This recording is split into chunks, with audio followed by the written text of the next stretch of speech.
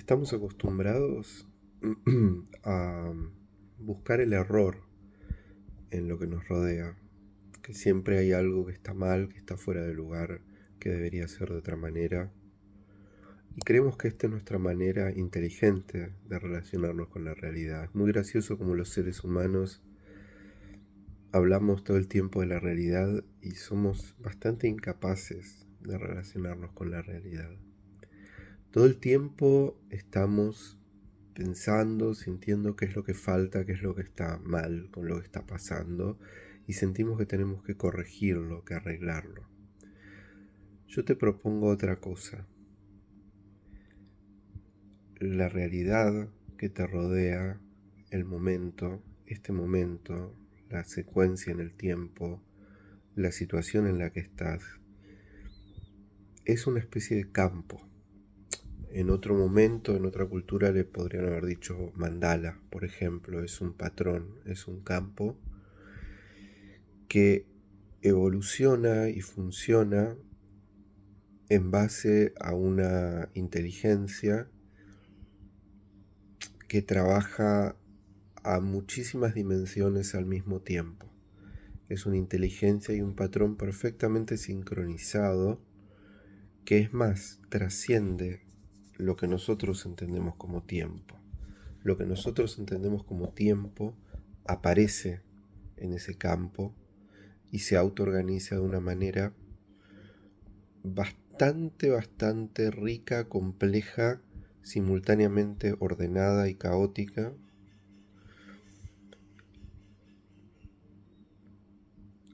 Y tiene,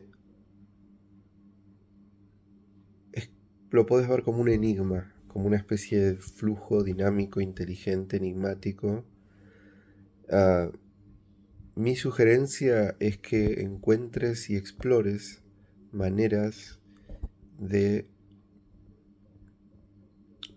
no sé cómo expresar esto, ponerte a disposición de ese campo de maneras sensibles e inteligentes, pero no basándote solamente en la protesta, en la obsesión por lo que no está ocurriendo como vos pensás que tiene que ocurrir. Mm, es una pena que en nuestra historia cultural y espiritual ah, en Occidente hayamos quemado la imagen del campo total, del campo sagrado, Dios, como lo quieras llamar, en base a infantilidades religiosas, lo que llevó por supuesto a desilusiones y cuestionamientos, que está muy bien, no estoy diciendo, no estoy cuestionando eso, pero es una pena que muchísima gente en Occidente haya tirado, como dicen, el bebé con el agua, porque lo que fue muy lamentable fue el uso político y la manipulación en base a eso, pero lo que quedó fue una imagen de la realidad sumamente chata, aplastada. Es como si a un holograma le sacas una foto y esa foto la pones en una fotocopiadora y te lo llevas a esa fotocopia en una carpeta porque pensás que ahí entendiste o que esa manera de ver la realidad es práctica porque es conveniente. Sí, puede ser muy conveniente, pero es absolutamente limitada. Y eso es lo que ha pasado. Hemos perdido la capacidad de ah, relacionarnos fluidamente con esto y a veces nos comportamos como una especie de niños caprichosos, pataleando con el campo del momento y de los procesos, obsesionados con todo lo que pensamos y opinamos que no es como debería ser. Con esto no me refiero que no tenés que tener motivación, espontaneidad, pero la motivación y la espontaneidad multidimensional, llamémosle inteligente, emerge con el momento. Eh, Llamémosle espontaneidad, es un proceso en el que cuando vos no estás peleando con la situación y queriendo manipularla y transformarla en otra cosa, ese modo de funcionar requiere una actitud emocional, mental y corporal que es problemática, es tóxica, lleva más tarde o temprano a la desilusión. Lo que necesitamos son recursos para redescubrir este campo que siempre está allí, no es algo que creamos. Eso es un problema con algunas tecnologías espirituales y personas en esta época que han traducido una parte muy pequeña de las transmisiones esenciales o espirituales o de conocimiento esencial y la han transformado en recursos para esta misma actitud infantil, convertir el momento presente en algo que quieren que sea. En realidad son apenas el primer punto o una forma posible de facilitar la conexión con el campo. La conexión no, el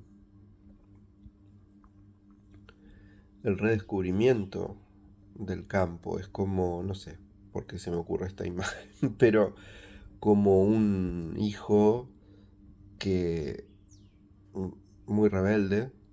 No tengo nada en contra de la rebeldía orgánica, pero muy, muy rebelde que quiebra algo con el mundo familiar en un momento dado y se va y de repente recuerda que es parte de un campo que era su familia. No sé si es un muy buen ejemplo, pero esa familia nunca dejó de ser esa familia en su vida. Fue siempre, es de donde emergió y simplemente puede notar que ese campo está ahí. Igual que otros campos, no estoy diciendo que tenga que el campo familiar sea el más crucial. Hay un campo cultural, un campo creativo, hay un montón de cosas, pero estoy dando un ejemplo de que nunca dejó de ser. No es que ese hijo que reconecta con la familia alguna vez no lo tuvo a eso. No lo percibía, quiso abrirse obviamente, pero es muy importante redescubrir que en cada momento está ocurriendo algo muy misterioso, está ocurriendo un campo de misterio multidimensional. Y es extraño porque mientras más lo notas o le das, no le impones límites a eso y tenés más bien curiosidad con lo que ocurre en el campo, más te sorprende. Por ejemplo, las personas con las que te compartís campo en un momento dado son mucho más que lo que te imaginas. Está pasando mucho más de lo que vos y esas personas conscientemente saben. Esto no significa que te tengas que poner a crear todo tipo de teorías conspirativas en el momento sobre qué es lo que de verdad está pasando. Si hay algo radicalmente liberador, pero un poco desilusionador para algunas personas, es el descubrimiento de que no hay manera de pensar, o más bien de abarcar completamente con el pensamiento y con la palabra lo que de verdad está pasando.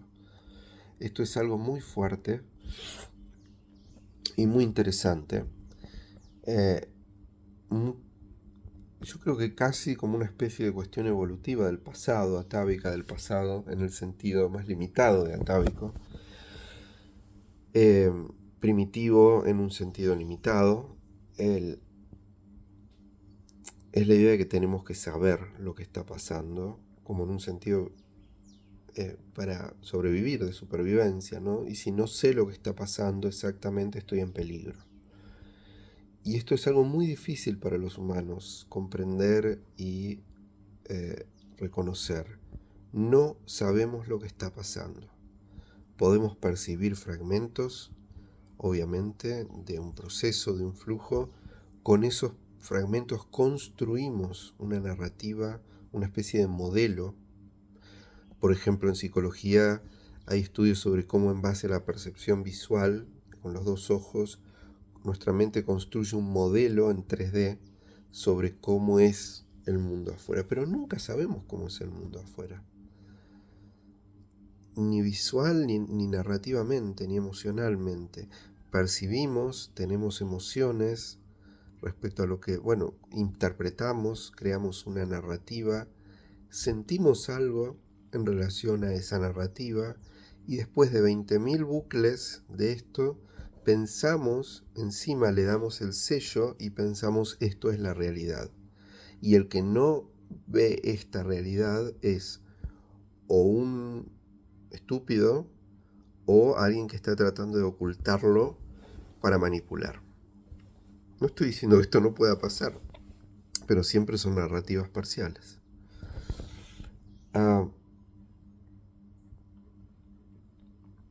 Y lo que te estoy invitando es a que tengas curiosidad o recuperes la curiosidad y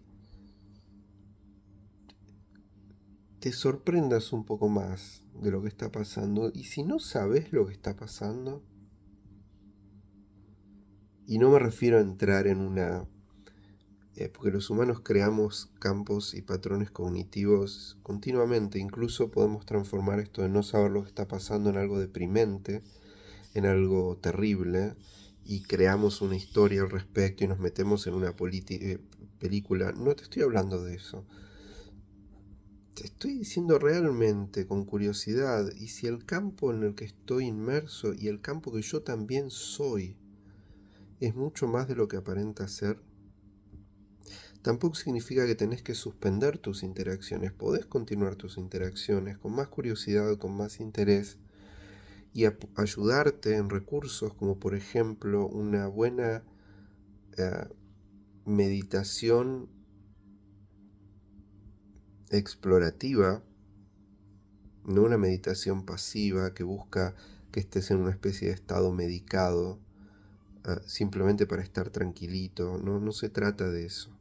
Se trata de sensibilizar tu curiosidad, de sensibilizar tu exploración, tu capacidad explorativa de sorpresa ante lo que está ocurriendo.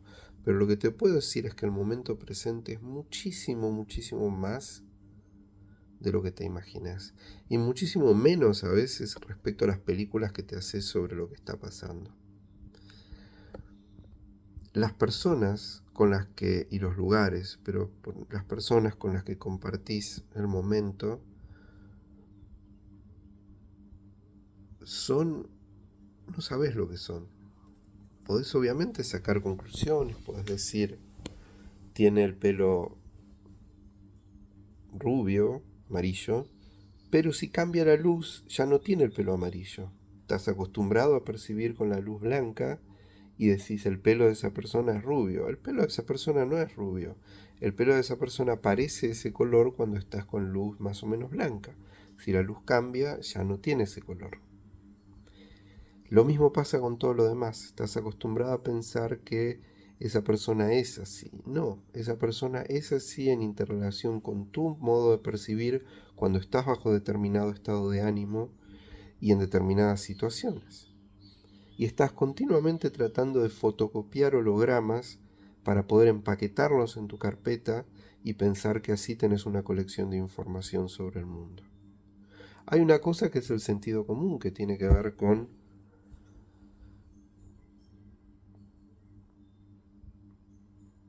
interactuar con el momento sin tonterías, pero otra es hacerte un montón de fotocopias y vivir dentro de tu película de fotocopias.